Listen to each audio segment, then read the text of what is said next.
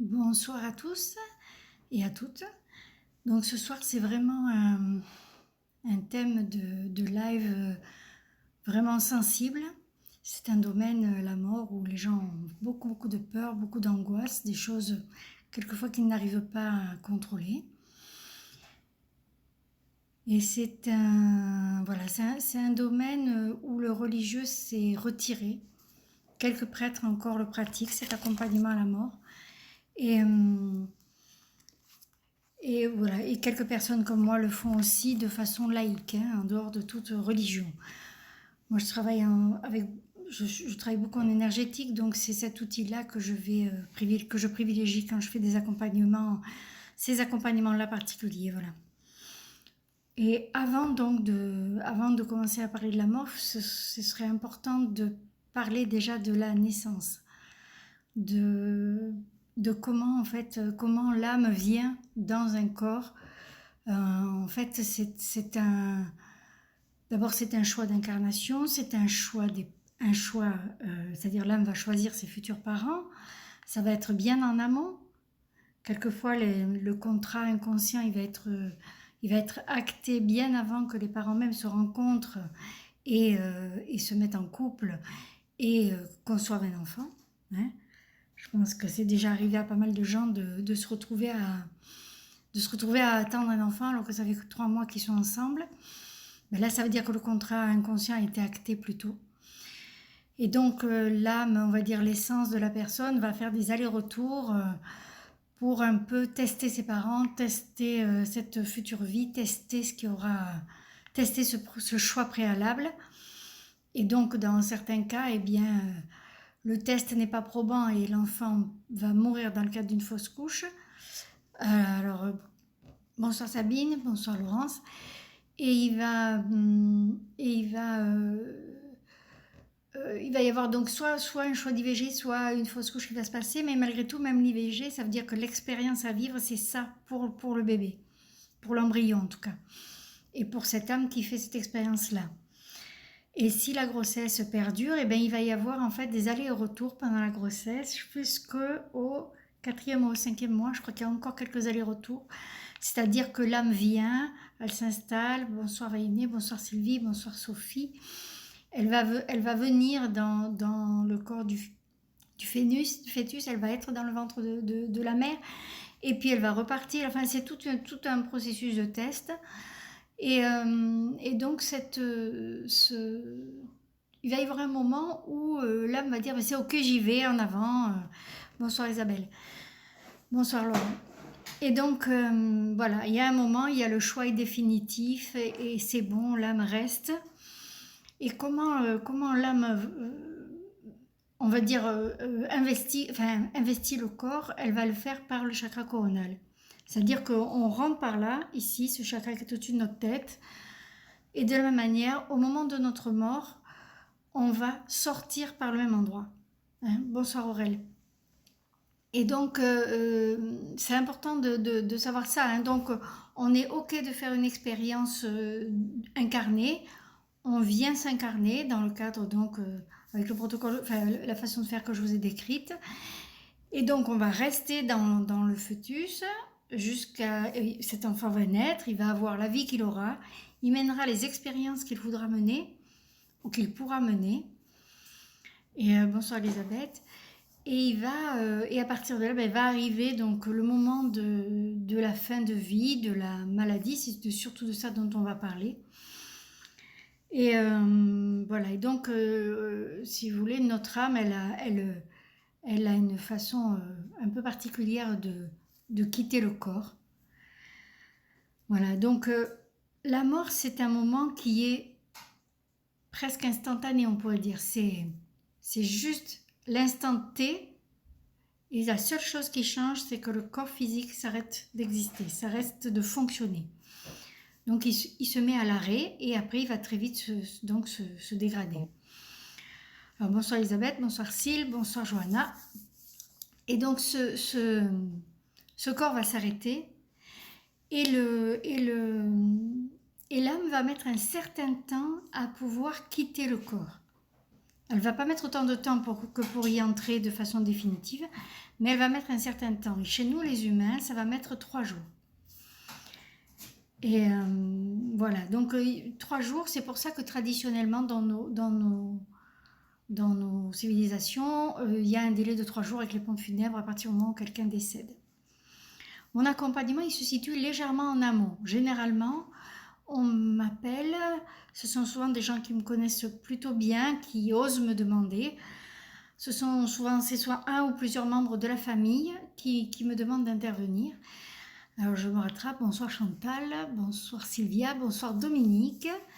Et donc ces personnes vont me demander d'accompagner parce que justement dans le domaine religieux, il n'y a pas d'accompagnement, ils ne veulent pas que leurs parents, leur père ou leur mère restent sans être accompagnés. Et donc j'y vais plusieurs fois par semaine quand c'est près de chez moi, et sinon je fais à distance quand c'est loin. Mais j'essaye au moins de me déplacer un petit peu.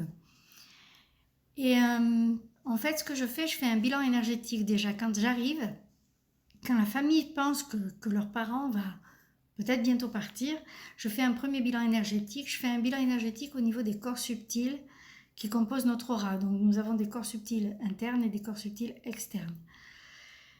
Et le corps subtil que je vais le plus surveiller, c'est le corps éthérique, celui qui est à 1 cm, 1 cm et demi au-delà de notre peau, là, hein, on va dire, je ne sais pas si vous voyez ma main, voilà le corps éthérique, il est là comme ça, il n'est pas plus épais. Hein.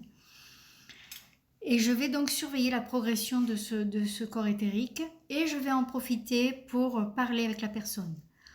Je me souviens d'un monsieur que j'ai accompagné qui était aphasique, donc c'était difficile d'échanger, donc je faisais un travail en télépathie avec lui.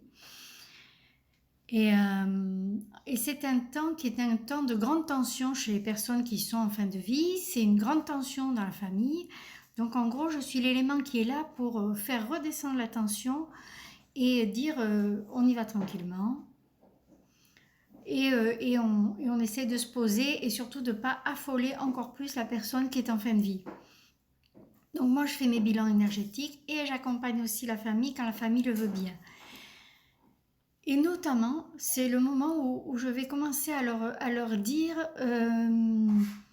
où est-ce que vous en êtes avec votre père ou avec votre mère ou avec votre mari ou avec votre frère, peu importe le lien familial, mais où est-ce que vous en êtes? Est-ce qu'il y a encore des rancœurs? Est-ce qu'il y a encore des douleurs? Est-ce qu'il y a encore des regrets, des remords?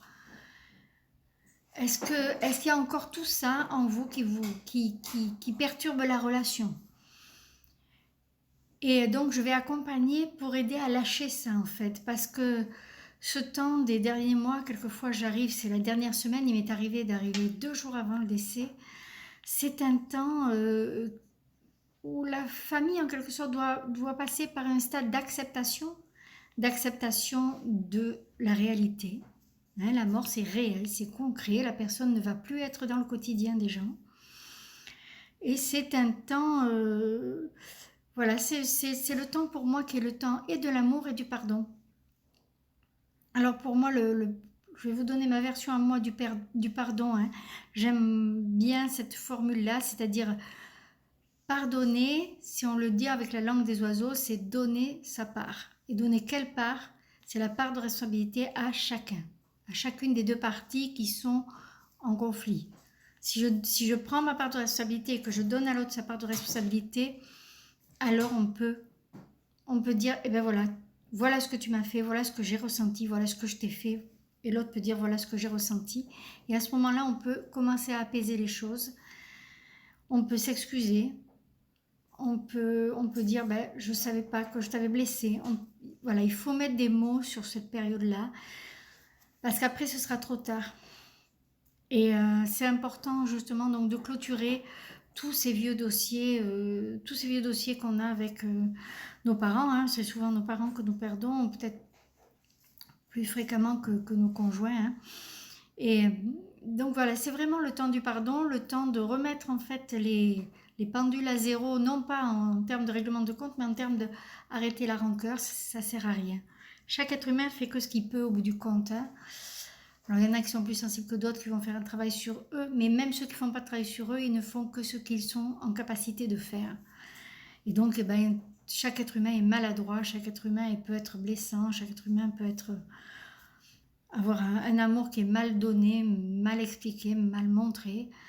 Et, ben, malgré tout, il va falloir clôturer ces dossiers-là, ces dossiers de rancœur, ces dossiers de regret, ces dossiers de remords, ces dossiers de chagrin aussi. Il va falloir tous les fermer et les fermer en douceur. Et une fois qu'ils seront fermés, à ce moment-là, on va pouvoir dire à l'autre, je t'aime tel que tu es, je t'aime avec ce que je suis aujourd'hui et je t'aime tel que tu es. C'est vraiment un temps capital. Hein. Je me souviens d'un monsieur que j'ai vraiment accompagné pendant 14 mois. Sa famille pensait qu'il allait mourir rapidement parce qu'il avait une pathologie assez grave. Et en fait, il a tenu. Quand j'étais en contact avec lui, quand j'étais dans sa chambre avec lui et que je communiquais en télépathie, je voyais qu'il y avait deux choses qui le perturbaient. C'était que, alors qu'il avait réglé tous les papiers pour sa succession, il était extrêmement inquiet alors que tout était réglé, tout était signé, tous ses enfants étaient auprès de lui, ses petits-enfants auprès de lui. Et il était quand même extrêmement stressé par la succession justement. Et moi je ne cessais de lui dire, mais ne vous inquiétez pas, vous avez déjà réglé tout ça. Il avait une forme d'angoisse répétitive sur ce sujet. Bonsoir Céline, bonsoir Patrick, bonsoir Val, bonsoir Gabriel. Et donc cette angoisse répétitive, j'ai mis un temps fou en fait à la calmer. Et on a réussi petit à petit à ce qu'il se calme. Enfin, voilà, à tous les deux, en communiquant et en se regardant de façon assez intense, on a pu donc commencer à calmer sur la succession. Si Louis, il y aura un replay, hein, pas de souci. Donc j'en profite. Bonsoir Monique. Et donc on a pu avoir ce temps-là de calmer ses angoisses qui étaient relativement irrationnelles au sujet de sa succession puisque tout était déjà réglé, il avait déjà tout fait chez le notaire avant. Et sa deuxième difficulté, c'est que je voyais qu'il cherchait, bonsoir Geneviève, qu'il cherchait son bouton off. Il voulait arrêter son corps et il ne trouvait pas. Et il a mis un temps fou à le trouver. Et quand il l'a trouvé, il m'a prévenu. Je me souviens d'être allée le voir 2 jours avant sa mort. J'allais le voir à cette époque-là 3 fois par semaine, donc c'était assez intense. Bonsoir Christopher. Et je me souviens d'un jour où je suis allée le voir. Il y avait des copains de travail, des anciens copains de travail à lui qui étaient là, qui étaient tous remués un peu en larmes. Alors bonsoir Christophe, bonsoir Florence. Et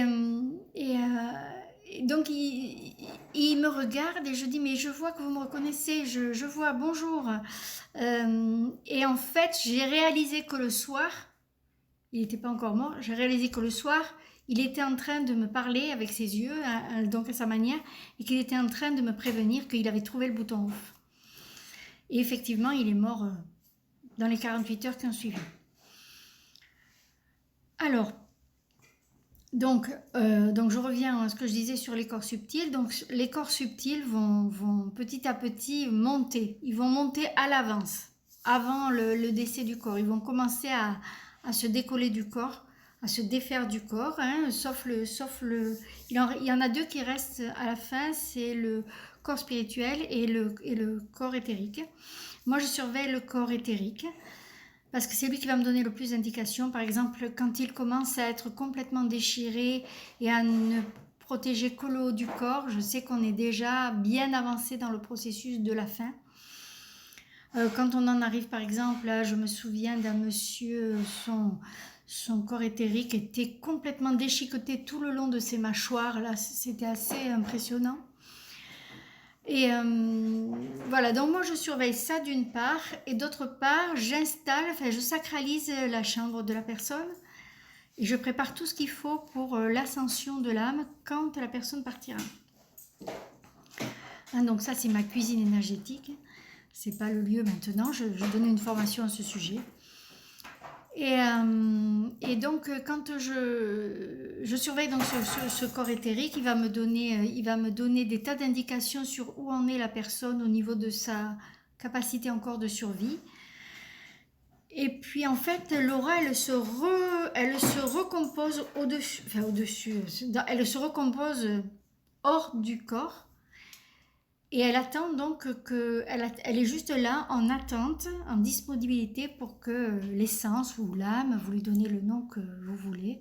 Moi j'appelle ça âme parce que je suis élevée comme ça, avec ce nom-là. Que l'âme soit prête à réintégrer l'aura, mais sans le corps physique. Hein. Et voilà, et donc à partir du moment où la personne va mourir, et d'ailleurs c'est un temps... moi j'ai pu observer parce que quand j'étais kiné, j'avais des patients qui étaient aussi mourants, hein, des gens qui étaient déjà allongés dans leur lit. Donc, donc ça va se déchirer. L'âme ne commence pas déjà à sortir. Hein. Il faut vraiment qu'il y ait la mort du corps physique. Et c'est un temps qui est extrêmement intime.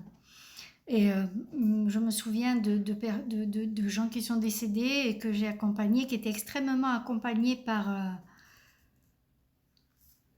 Oui, ben voilà, oui, ça m'étonne pas la fée que tu aies ça.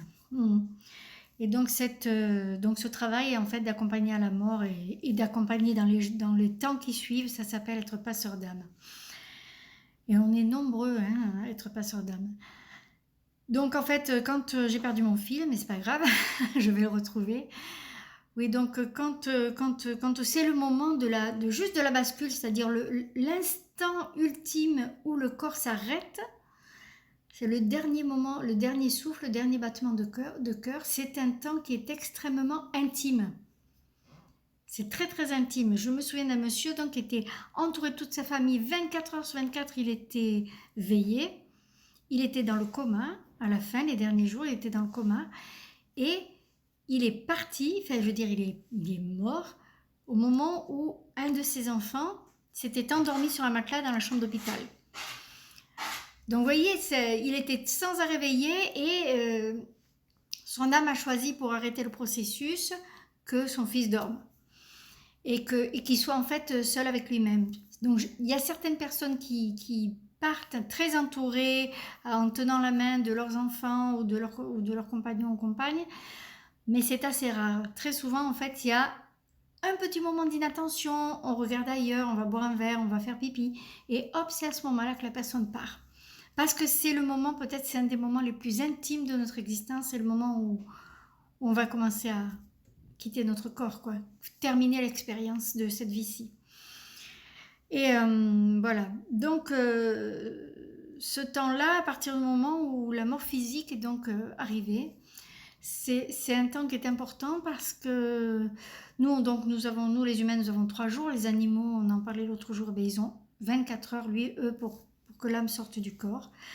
Et donc il va y avoir un premier moment qui va être un moment un peu de sidération, à savoir que la personne, son essence qui survit donc au décès du corps, va avoir un temps de sidération, un temps le temps de réaliser ah ben je suis mort, vraiment je suis mort. Et quelquefois ils réalisent pas parce qu'ils ont encore la forme, je veux dire l'âme a encore la forme du corps, elle ressemble encore au corps. Et bonsoir Cécile, coucou Aurélie. Et donc donc ils se regardent et ils croient que c'est leur corps, mais c'est pas leur corps. Ils sentent que c'est pas pareil, mais voilà. Et c'est le temps où je suis le plus intense, où je suis le plus, je suis pas les 3 jours H24 dans l'accompagnement des 3 jours parce qu'il faut quand même que je dorme. Mais toute ma journée j'y pense, toute ma journée je fais des vérifications, toute ma journée je parle à cet être qui est en train qui va partir. Et donc, voilà, et c'est un temps où il peut y avoir, en tout cas les premières 24 heures, un temps d'anxiété chez l'être qui est en train de partir. Oui, c'est ça, alors elles s'en vont quand elles sont seules. Oui, c'est ça. Et du coup, cette première journée, moi je sais que à ce moment-là, je ne vais pas dans la famille, je ne vais pas dans la chambre de la personne. S'ils ont été hospitalisés, ils sont à la morgue, donc c'est pas commode. Donc je fais à distance en fait, à ce moment-là. Parce que ma place n'est pas au milieu de la famille. Ils sont en train de faire les papiers, ils sont bouleversés, voilà. S'ils ont besoin, s'ils m'appellent, je suis là, mais sinon, non. Et voilà, et donc je vois que ma fille regarde. Bonsoir Marie, merci. Et donc, c'est ce moment-là, je travaille que à distance et, et je ne fais que rassurer. Je lui explique à la personne qu'elle est morte, qu'elle n'a pas à s'inquiéter, que sa partie, son essence est toujours vivante et qu'il faut juste qu'elle s'habitue. Et donc je lui répète ça toute la journée avec différentes formules. Enfin, ça dépend des cas, ça dépend des réactions et ça dépend de ce qu'ils me répondent. Et donc après, donc le deuxième jour, donc il faut savoir que pendant ces 3 jours, notre corps physique, même mort, et notre essence est toujours relié par une corde d'argent. Et donc cette corde d'argent, pendant les 3 jours, elle va en fait relier le corps et l'essence de la personne. Et la première journée, qui est la journée de choc, de sidération, une fois passée, il va y avoir la deuxième journée. Et cette deuxième journée, elle va être consacrée à visiter la famille, les amis, visiter la maison. C'est une façon de s'habituer à son nouvel état, qui est un état purement subtil. Et c'est aussi un moyen une façon de dire au revoir. Je suis sûre que vous avez des témoignages où les gens ont dit « mais j'ai senti, il était à côté de moi. J'ai senti, il a mis sa main sur mon épaule. » Ce genre de choses. Hein. Et c'est vrai que ça arrive. Et donc, quand il y a ce temps-là, le deuxième jour, donc... alors, excusez-moi, je vais répondre à Céline qui me demande s'il faut avoir des prédispositions particulières pour faire ça. Eh bien, il faut être intuitive, il faut être clairvoyante, clairaudiente, clairsentiente, mais ça, tu l'es déjà, sauf que c'est peut-être pas encore disponible pour toi. Et ça arriver à libérer ton intuition, c'est quelque chose qui s'apprend. Voilà. Et d'ailleurs, dans mes formations, Céline, au passage, et voilà, donc le deuxième jour, on visite les lieux, on visite, je me souviens d'un monsieur qui avait un domaine agricole, pas très loin de chez moi, et qui s'est promené le deuxième jour dans sa maison. Il a visité ses enfants, ses petits-enfants, et il a survolé absolument tous ses champs, comme pour un dernier au revoir. Et le troisième jour, les visites sont de plus en plus, c'est-à-dire la distance entre le corps et l'âme est de plus en plus long.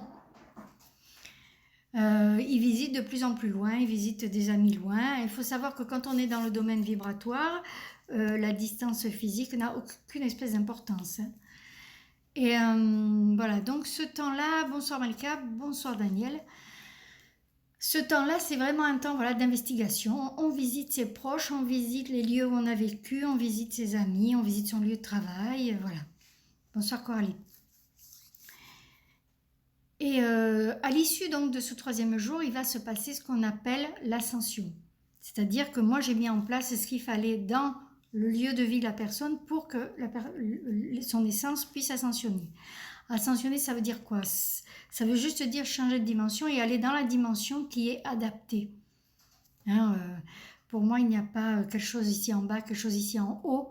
C'est juste des dimensions différentes qui peuvent être exactement au même endroit géographique. Bonsoir Laurence. Merci Coralie, c'est sympa. Voilà, donc c'est juste un changement de dimension. Hein, c'est juste ça.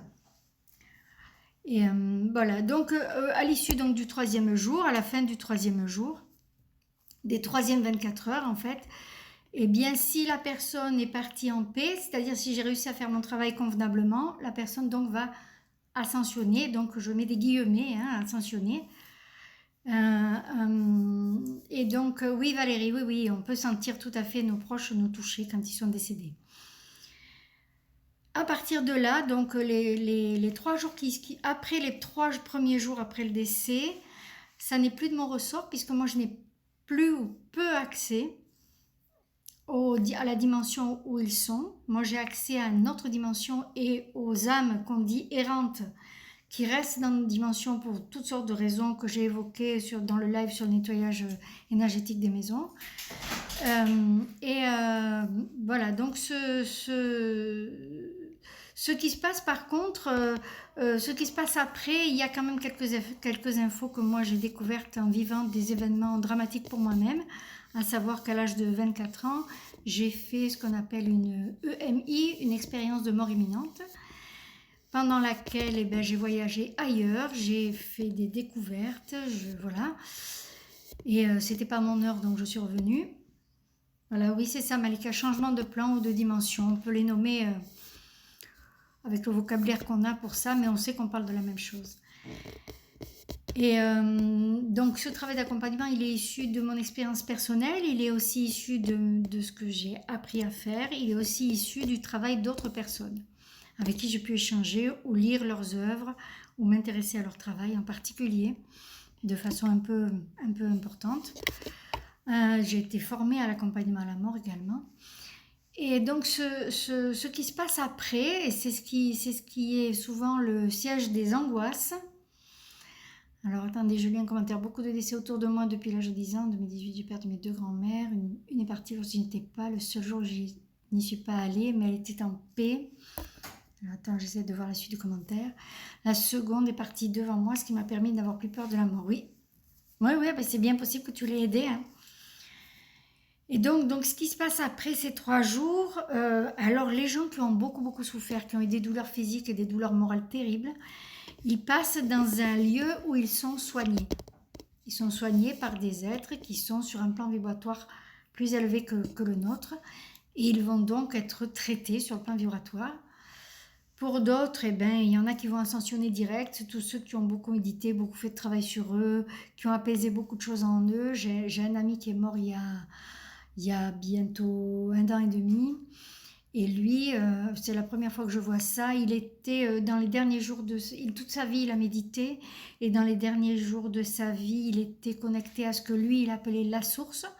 Alors certains vont l'appeler Dieu, d'autres l'énergie créatrice, d'autres le grand architecte, peu importe. Donc il était connecté à ce qu'il appelait la source. Et lui, il a ascensionné en 2 jours.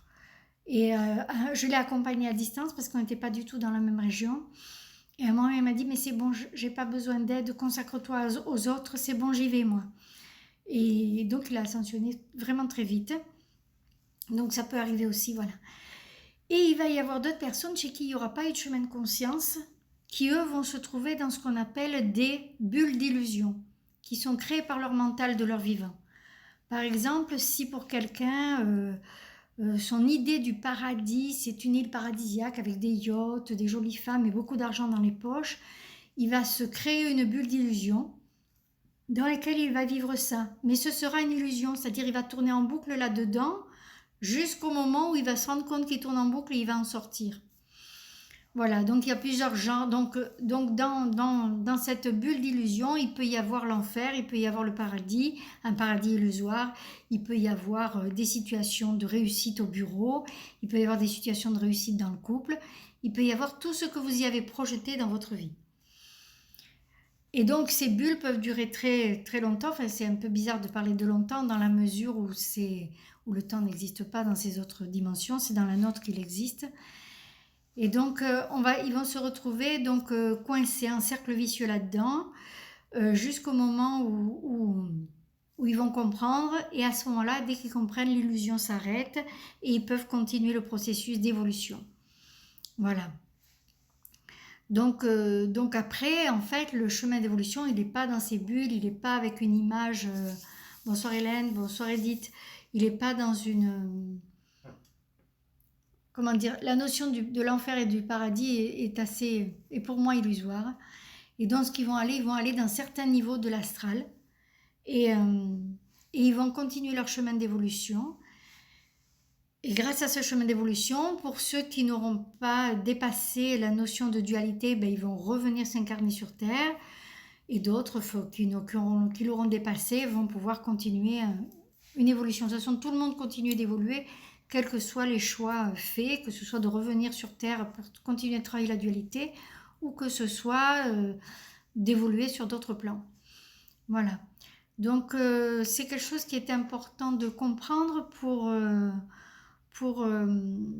simplement pour déjà faire un travail sur soi, pour se libérer de toutes les mémoires de peur, d'inquiétude, les croyances qui sont limitantes surtout, pour justement vous sentir totalement libre et que le jour où ça vous arrivera, parce que ça nous arrivera à tous de passer de l'autre côté, à ce moment-là, ben, vous serez préparé et vous le vivrez dans la plus grande détente possible. Moi, c'est le vœu que je fais pour moi-même, d'être consciente, de ne pas avoir de douleur physique pour ne pas être déconnectée de ma conscience et de pouvoir donc vivre mon ascension tranquillement. Voilà. Donc, est-ce que vous avez des questions ou des témoignages ou des partages à me faire? Pendant que vous les mettez, je vais donc vous raconter l'histoire d'un homme dont je me suis occupée dans les Pyrénées. Je donnais un stage à l'époque et une de mes stagiaires m'a demandé d'intervenir auprès d'un de ses patients. Et je suis allée voir cet homme et cet homme, il était donc dans une espèce de fauteuil électrique. Il parlait avec le clignement des paupières. Il avait un cancer généralisé au dernier stade. C'est un homme assez jeune, 42 ans. Et quand je suis rentrée dans cette toute petite maison, tout le travail que j'ai fait, même si j'ai expliqué ce que je vous ai expliqué là maintenant, tout le travail que j'ai fait, je l'ai fait pour que la compagne accepte de le laisser partir. Bonsoir Regina. Qu'elle accepte de laisser partir son compagnon. Elle s'accrochait à lui. Lui, il était prêt à partir. Ça peut paraître un peu bizarre de dire ça, mais il était quelque part sur les starting blocks pour partir. Et elle ne le laissait pas partir, elle s'accrochait à lui, elle ne savait pas comment elle allait vivre sans lui, une fois qu'il serait parti, comment ça se serait... Elle était complètement perdue. Et donc, en fait, j'ai expliqué comment ça allait se passer, ça lui permettait à elle d'apprivoiser le processus, donc de commencer à calmer ses peurs. Et ensuite, j'ai expliqué donc à ce monsieur... ce qui allait se passer, et donc sa compagne me traduisait ses réponses avec les clignements de paupières. Et voilà, et à un moment donné, donc je fais mon travail comme d'habitude, c'est-à-dire je sacralise le lieu sur le plan énergétique, si je peux, je mets une bougie. Et bon, moi je suis clairvoyante, clairaudiente et clairsentiente, je vous l'ai déjà dit, et donc à un moment donné, je vois apparaître dans la pièce une personne âgée. Une petite vieille dame. Et je dis donc à ce monsieur, il y a une dame un peu âgée, elle dit qu'elle s'appelle Marie, et j'ai l'impression que c'est votre grand-mère. Est-ce que c'est le cas? Et donc il fait signe que oui, il a sa grand-mère qui s'appelle Marie, et voilà, et tel que je la décrivais, c'était à peu près ça. Et donc je lui dis, écoutez, elle est là pour vous accompagner quand vous serez prêt, elle viendra avec vous, elle vous tiendra la main pendant tout le processus. Donc ça, c'est précieux. Et du coup, ça a permis d'apaiser beaucoup la compagne. Et bon, je suis rentrée donc chez moi, une fois mon week-end de formation fini d'être donné. Et donc, je crois que c'est le lundi soir que cette dame m'a appelée, et elle m'a dit, ça y est, il est parti. Et voilà, il a fallu tout ça. Quelquefois, mon accompagnement, il est que pour la famille quasiment, pour aider à lâcher. Donc, c'est des choses assez importantes quand même. Hein. Je me souviens aussi d'un autre cas, c'est d'un monsieur qui s'était suicidé et qui s'était suicidé en étant extrêmement en colère contre sa femme. Et moi, j'ai pas vraiment fait un accompagnement, mais j'étais amie avec cette femme, et donc je suis allée aux obsèques pour la soutenir. Et j'ai passé toutes les obsèques à parlementer avec lui. Il était dans une colère noire, il voulait en faire baver à sa femme. Et ça a été très long de le faire partir, j'ai mis presque 1 an. De temps en temps, je m'y remettais, je me reconnectais à lui, parce que je ne fais pas que ça non plus. Je me reconnectais à lui et chaque fois je parlementais, tali, tala. Voilà, entre son décès et son départ, il a eu plus d'1 an. Voilà, un peu plus de 1 an et 15 jours, quelque chose comme ça. Et voilà, ça a été très très dur. Donc quelquefois, je dois un peu entre guillemets, pas me bagarrer, mais être ferme. Alors pouvons-nous être obligés de nous réincarner pour continuer notre évolution? Non, si on a dépassé la dualité, on n'est pas obligé de réincarner, ça veut dire réinvestir un corps de chair. On n'est pas obligé de revenir dans un corps de chair. Hein, si on a dépassé la dualité, pas besoin de revenir sur Terre, donc pas besoin d'un corps d'être humain sur Terre. Voilà. J'espère que j'ai répondu à votre question, Laurence. Voilà. Est-ce qu'il y a des questions? J'essaie de me souvenir un peu de tout ce que j'ai pu faire, parce que ça fait déjà un bon moment que je fais ça. Ça fait 10 ans que je fais cet accompagnement. Et donc, depuis quelques années maintenant, je, je forme dans ce domaine aussi. Pour les gens qui ont fait mon premier cycle de développement de l'intuition, donc où je sais qu'ils sont clairvoyants, clairaudients et clairsentients, et qui en ont le besoin, notamment les infirmiers, les médecins, tout ça, on fait une formation spécifique là-dessus. Alors, la question de Sophie, lorsque la personne décède d'un accident, la procédure est-elle la même? Oui, absolument. Absolument. Le mode de décès ne change rien, puisqu'on n'est pas sur les mêmes plans de dimension. Donc, les gens qui meurent dans des incendies, dans un accident de voiture, brutalement, eh bien, eux, ils vont perdre leur corps subtil d'un seul coup, au lieu de les perdre progressivement. C'est ça la seule différence. Voilà. Je réfléchis. Voilà. Donc, juste pour parler de l'évolution, moi, j'aime bien comparer l'être humain à... Avec plaisir, Laurence. J'aime bien comparer l'être humain à une fusée à 3 étages. On a notre corps qui est notre carburant tout le temps de notre vie. On a notre âme ou notre essence qui est le deuxième compartiment. Et on a notre esprit qui, lui, est immortel. Et en fait, donc, quand on commence la vie, eh ben, on utilise le carburant du corps. Puis quand la vie est finie, eh ben, c'est l'âme qui prend le relais, qui est le véhicule de l'esprit. Et là, je sais que je vais en contrarier certains parce qu'en fait, beaucoup de gens pensent que l'âme est immortelle, mais en réalité, l'âme est liée au karma. Et donc, quand le karma est terminé, c'est-à-dire quand le karma, c'est pas un système de punition, c'est un système d'expérience. Quand on a coché toutes les cases de toutes les expériences qu'on devait faire dans le cadre de notre évolution personnelle, le karma s'arrête et à ce moment-là, on n'a plus besoin de la voiture qui nous conduit dans ce karma. Et à ce moment-là, il reste de nous que l'esprit. Voilà. Voilà. Est-ce que vous avez donc d'autres questions?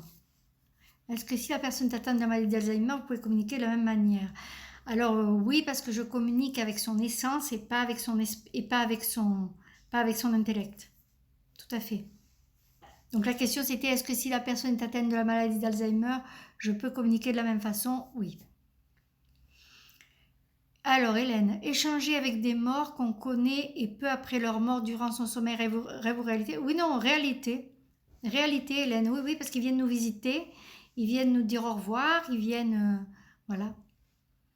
Oui, oui.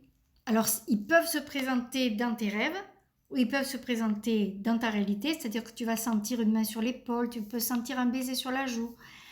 Mais donc tu peux les sentir dans ta réalité, tu peux les voir et ils peuvent te visiter dans ton sommeil. Voilà. La principale, pour faire un point Isabelle sur la maladie d'Alzheimer, le principal problème sur le plan énergétique de la maladie d'Alzheimer, c'est que le troisième chakra, qui est le chakra de notre lien social, entre autres, il est explosé dans la maladie d'Alzheimer. Alors, beaucoup de signes de mon mari décédé par l'intermédiaire de mon imprimante, elle se manifeste la nuit quand quelque chose d'important est arrivé dans la journée. J'ai l'impression qu'il me redonne de l'énergie et du courage pour m'aider à affronter les vilains événements de la vie. Oui, c'est bien possible. Après, ce qui serait important que tu vérifies, et je sais que tu sais le faire, c'est est-ce qu'il est dans ta dimension ou est-ce qu'il est dans la sienne et qu'il vient te faire des coucous de temps en temps. Ce serait important d'élucider ça parce que s'il est dans ta dimension, hein, c'est ce que j'ai dit dans le live de nettoyage énergétique des maisons, quand les gens qui sont décédés sont dans notre dimension, pour s'y maintenir, ils sont obligés de se nourrir sur notre propre énergie et ça, c'est pas ok. Donc, si tu peux vérifier ou par tes propres sensations subtiles, pour savoir s'il est dans ta dimension, s'il est dans la nôtre dimension ou s'il est dans la sienne et qu'il fait juste des petits coucous. Voilà. Oui, oui, oui. Non, c'est bien possible qu'il t'accompagne, hein, Daniel, tout à fait. Voilà. D'autres questions? Je réfléchis à d'autres personnes que j'ai accompagnées. Donc j'ai accompagné mon père, mon propre père, il y a de ça 17 ans. Il vient me faire des coups de coude de temps en temps. Parfait. Alors c'est parfait comme ça. Et moi, j'ai eu l'opportunité de savoir déjà faire ça, bien que je ne le pratiquais pas sur le plan professionnel. Et j'ai pu accompagner mon père dans sa fin de vie. Il est tombé malade très très vite et il est mort très vite. Et voilà, oui, c'est ça que je voulais vous dire. Il y a quelque chose, quand vous êtes prêt, parce que c'est ce que je lui ai dit, ça a été mon accompagnement en fait. Quand moi j'ai été prête à ce que lui il parte, à ce moment-là, je lui ai dit que j'étais prête. Et je lui ai dit que tous ses enfants étaient prêts. Parce que tous les enfants le visitaient en fait. Hein. Et que donc, s'il voulait, il pouvait partir quand il voulait, qu'il n'était pas obligé de souffrir le martyre et de rester là simplement pour nous protéger en quelque sorte. Hein. Et quand vous donnez cette autorisation en quelque sorte, non pas qu'il ne soit pas libre de partir quand il veut, mais quelque part le fait que vous vous disiez c'est ok, tu peux y aller, je vais m'en sortir toute seule, ne t'inquiète pas pour moi, quand vous donnez ce ok, à ce moment-là, généralement, dans les 48 heures, la personne est partie. Donc, si vous avez dans votre entourage des gens qui sont en grande souffrance physique et en grande souffrance morale, qui sont donc dans des longues maladies, c'est quelque chose que vous pouvez leur dire. Ok, merci Malika, je t'en prie. Voilà. Alors, Vainemana, mon mari fait juste des signes, mais il est dans une autre dimension. Eh bien, c'est parfait quand c'est comme ça. C'est parfait. Moi, ce que je propose, parce que je travaille beaucoup le deuil. Alors, je termine sur le deuil, après je te réponds Valérie. Donc, c'est un temps aussi où, dans la suite, où il va falloir donc justement faire ce qu'on appelle les deuils. Hein. Un deuil énergétique, c'est important, un deuil émotionnel aussi. Et donc, je réponds donc à la question de Valérie. Il peut aussi se matérialiser, voir son défunt sur une route, par exemple, avec les mêmes vêtements qu'il portait dans leur vie. Alors, oui, ça arrive, mais à ce moment-là, il est dans ta dimension et c'est pas bon. Et c'est pas bon, et c'est même un état un peu particulier quand il se manifeste sur les routes et surtout avec les mêmes vêtements. C'est qu'à ce moment-là, il est dans un état un peu particulier qui s'appelle être un fantôme. Et ça, c'est pas un bon plan. Et parce que quand on les, il y a une particularité, c'est que quand on revoit, on a des apparitions de nos défunts, ils n'ont pas du tout l'âge qu'ils avaient quand ils sont morts. Vous observerez. Hein. Moi, je sais que moi, quand je vois ma grand-mère, elle a 30 ans. Hein. Elle n'en a pas 78 comme le jour de 76, comme quand elle est morte. Voilà, un de mes amis est décédé il y a 10 jours au moment où il a eu son accident. J'étais à la plage, j'ai vu son visage. Oui, il est venu te prévenir, Sophie. Voilà, bonsoir Fabienne. Et voilà, donc c'est ça. Il y a plein de choses à faire en fait. Hein. Clôturer les dossiers, dire qu'on aime, dire au revoir, donner l'autorisation de partir. Comprendre que quand il y a des manifestations dans les 3 jours, ce sont eux qui se manifestent à nous. Quand c'est au-delà des 3 jours, normalement, ils n'ont pas à se manifester à nous autrement que par des petits coucous. Et donc, oui, voilà, ce que je voulais dire, que j'ai zappé tout à l'heure, c'est, moi, je propose souvent, quand je fais un travail de deuil avec quelqu'un, c'est de lui proposer de mettre le téléphone magique, à savoir qu'on peut très bien être chacun dans sa dimension et se parler, sans être en présence énergétique l'un de l'autre. Voilà.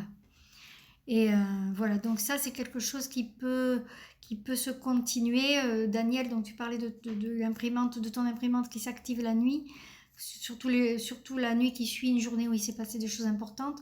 Eh bien, ça peut être sa manière à lui de faire le téléphone, de te parler. Voilà. Alors, est-ce que vous avez d'autres questions? Est-ce qu'il y a des choses que j'ai dites qui ne sont pas claires, que vous voulez que je détaille? C'est avec plaisir. Je regarde si je n'en ai pas loupé un.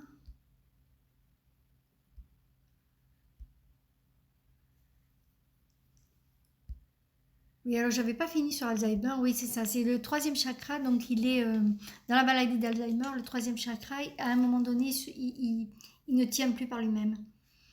Et c'est ça qui fait qu'on a des personnes qui qui se mettent à être injurieuses, à dire des gros mots, enfin, qui ne respectent plus les conventions sociales parce que c'est grâce à ce chakra-là qu'on garde des conventions sociales. C'est lui qui le permet, qui a ça dans sa boîte à outils de chakras. Voilà. Bon, je regarde s'il y a d'autres questions. N'hésitez pas à les poser, c'est maintenant.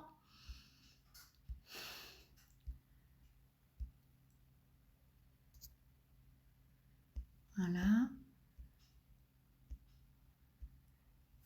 Voilà. Est-ce que certains d'entre vous ont vécu des décorporations? Parce que c'est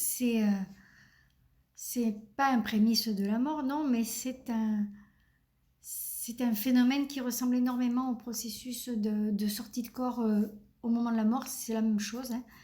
On ne sort pas de la même manière, mais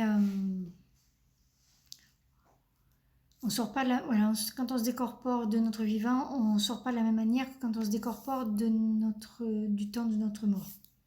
Physique, je veux dire. Voilà.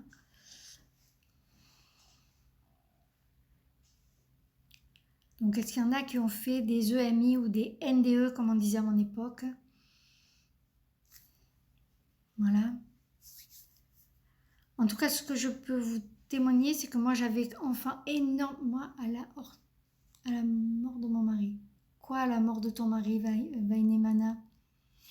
Je ne comprends pas ta question. Oui, moi, je sais que quand j'étais enfant, j'avais des angoisses de mort terribles. Et j'avais des angoisses de mort vraiment terribles. Et des paniques de perdre mes proches, panique de ne plus les voir. Alors, Isabelle, elle a fait des décorporations. Ok. Et regardez mon mari pas gentiment. Mon mari avait des pensées méchantes sur moi. Mon mari est resté bloqué dans la voiture. Il avait beaucoup bu. Il ne pouvait pas sortir de la voiture. Attends. Il m'a dit entendre une voix lui dire tu resteras là jusqu'à ce que tu te calmes. D'accord, oui, il peut y avoir de protection. Oui, il n'y a plus de temps ni d'espace, tout va très vite. Oui, Daniel, je suis d'accord. Alors, je suis un peu perdue. Ça consiste en quoi, Isabelle? Une décorporation, c'est quand tu laisses ton corps quelque part et que toi, tu vas ailleurs. Et ça se fait souvent quand il y a de grandes souffrances physiques ou morales. Oui, Hélène, c'est se voir au-dessus de soi-même. Et quelquefois, on va encore plus loin que d'aller... Alors, un accident, j'ai perdu connaissance et on m'a dit réveille-toi, ce n'est pas ton heure. Oui, très bien, oui. Donc ça aussi, c'est une décorporation, ça, Sabine. Même si tu t'en es pas forcément rendu compte, que tu ne t'es pas vu forcément au-dessus de toi-même, tu as quand même le fait qu'on t'ait parlé, qu'on t'ait dit réveille-toi, c'est pas ton heure. Voilà. Ça montre qu'il y a eu une décorporation. J'ai fait une expérience, Sophie. Alors, j'ai fait une expérience il y a 5 ans quand j'ai eu un AVC. Je me suis retrouvée dans le cosmos. C'était magnifique comme sensation. Oui, absolument, c'est magnifique. Alors oui, Daniel, je suis d'accord. Alors, par exemple, quand on se décorpore et qu'on va dans le... Quand on fait une expérience de mort imminente, ça semble être ce que tu as vécu, Sophie. Effectivement, comme on n'a plus le corps comme limite, notre essence et notre esprit s'expansent absolument et donc ce sont des sensations extrêmement agréables. Il n'y a plus de douleur physique, il y a beaucoup moins d'émotions. Moi, je me souviens quand j'ai fait mon expérience de mort imminente, un des premiers trucs que j'ai fait, j'étais contre le plafond, je voyais mon corps et je me disais « Ah, j'ai pas d'émotion, c'est le pied. » Voilà, et ma pensée était avec moi. Oui, protection Valérie, tout à fait. Voilà. Et donc quand on se décorpore, trop de souffrance physique, trop de souffrance morale, et ce qui est différent du voyage astral, hein, eh bien c'est un temps qui peut être à durée variable. Les gens qui sont dans le coma, ils font des allers-retours. Hein. Et moi, la mienne, elle a duré 3/4 d'heure, c'est pas tellement long, hein, mais en 3/4 d'heure, qu'est-ce que j'ai fait du pays, quoi? Parce qu'effectivement, le temps, l'espace n'existe plus. Et donc, on visite des états assez particuliers et assez jouissifs. Hein. Moi, je sais que revenir, ça n'a pas été facile. Hein. Oui, une sensation de paix, de bienveillance, d'amour inconditionnel, une expansion de soi-même. Non, c'est assez waouh, hein, ces temps-là. Hein. Voilà, quand je suis revenue dans mon corps, j'avais l'impression de mettre un vêtement qui n'était pas à ma taille. Donc, c'est ça qui était difficile. Voilà. Après, il y a les voyages astro qui peuvent se faire de façon spontanée. Moi, ça m'est arrivé 3 fois de faire des voyages astraux spontanés, c'est-à-dire sans que je le décide et que je dise allez ça y est maintenant je fais un voyage astral. Alors le voyage astral c'est une sortie hors corps mais qui n'est pas liée à la souffrance physique ou morale. Certaines personnes utilisent le voyage astral pour découvrir d'autres dimensions. Certains en font leur outil de travail en quelque sorte. Voilà. Moi, j'ai fait une fois spontanément un voyage astral en étant dans une église, par exemple. J'étais dans une église, j'étais devant une Vierge noire et pouf, je me suis sentie monter, visiter d'autres dimensions. J'ai vu pas mal de choses intéressantes, voilà, des choses qui étaient fortes pour moi en termes de sens. Voilà. Mais la différence avec le voyage astral, c'est que c'est pas, normalement, c'est pas problématique. Voilà. Mais bon, si on n'est pas... Moi, je ne déclenche jamais de voyage astral volontairement, hein. Si ça m'arrive, c'est un accident, quoi. C'est pas moi qui ai décidé. Parce que c'est pas mon outil personnel et parce que moi, j'emmène en voyage dans d'autres dimensions mes stagiaires. Bonsoir Pascal.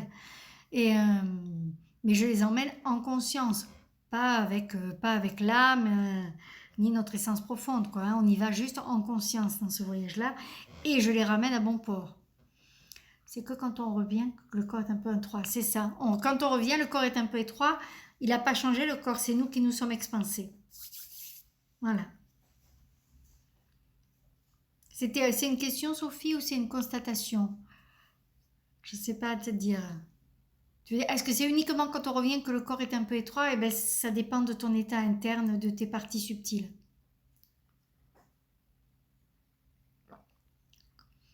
Voilà. On peut se sentir à l'étroit dans un corps humain, c'est vrai. Mais il faut faire des petits ajustements. Il y a aussi comment est positionné notre aura quand on revient aussi, hein. Notre aura, il faut la réancrer, il faut la rééquilibrer, il faut être pareil devant, derrière, à droite, à gauche, en haut, en bas.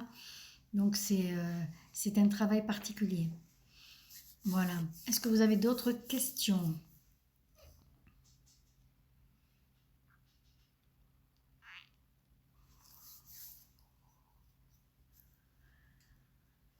Donc on a vu le voyage astro, on a vu les expériences originales. Une constatation. Oui, c'est une constatation. Oui, oui. Mais il y a peut-être un petit ajustement à faire avec ton aura, hein, Sophie. Juste ça.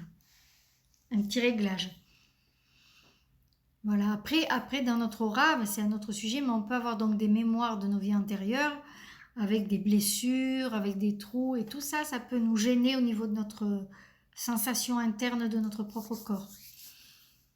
Voilà. Tant mieux Sabine, ça me fait plaisir.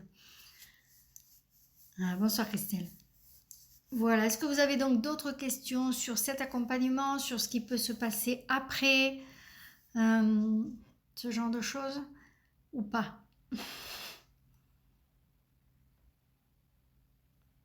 Si c'est bon, je vais clôturer et je continuerai de vous répondre par message. Ah, merci Monique, c'est gentil. Voilà, ben alors, donc je vous dis bonsoir et juste je vous précise que si je suis capable de faire ça, c'est parce que j'ai appris à libérer mon intuition et qu'aujourd'hui, c'est moi qui apprends à libérer sa propre intuition. Voilà. Donc je vous souhaite à tous une belle soirée et une belle nuit et à très très bientôt dans les commentaires. Bonsoir.